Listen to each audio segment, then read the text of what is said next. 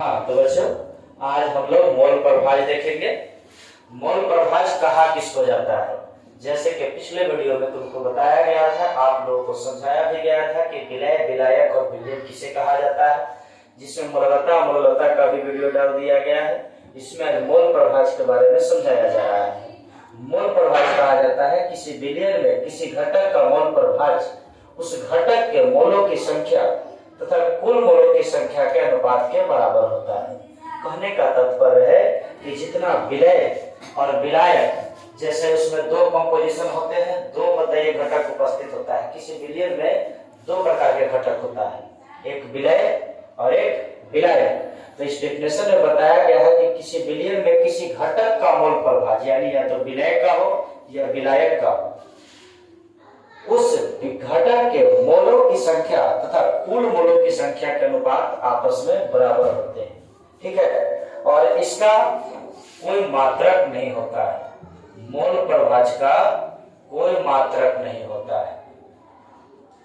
ठीक है, और इसमें एक चीज और ध्यान रखना है, इसमें शॉर्टकट से थोड़ा सा याद करने के लिए याद रखना है। विलय को हम लोग बी से प्रदर्शित करते हैं, विलायक को हम लोग ए से प्रदर्शित करते हैं और विलयन को टी से दिखाते हैं। इसमें आप किसी प्रकार से किसी दूसरे से भी प्रदर्शित कर सकते हैं, लेकिन जनरली हम इससे प्रदर्शित किए हैं। जिसमें आपको अगर विलय का मोल प्रभाज निकालना है तो विलय की मोलों की संख्या बटा विलायक प्लस विलय की मोलों की संख्या, यह पहला सूत्र हो गया। दूसरा होता है विलायक का मोल प्रभाज निकालने के लिए विलायक का मोलों की संख्या तथा विलायक प्लस विलय की कुल मोलों की संख्या आपस में जोड़ देते हैं।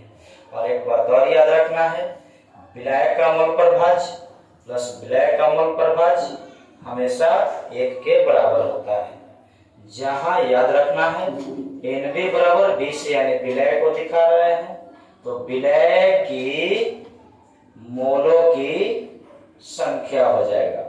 उसी प्रकार से Na रहेगा तो विलायक की मोलों की संख्या। ठीक है, और एक से है तो विलायक का मोल प्रभाज, और x भी रहेगा तो विलय का मोल प्रभाज। ठीक है, ओके।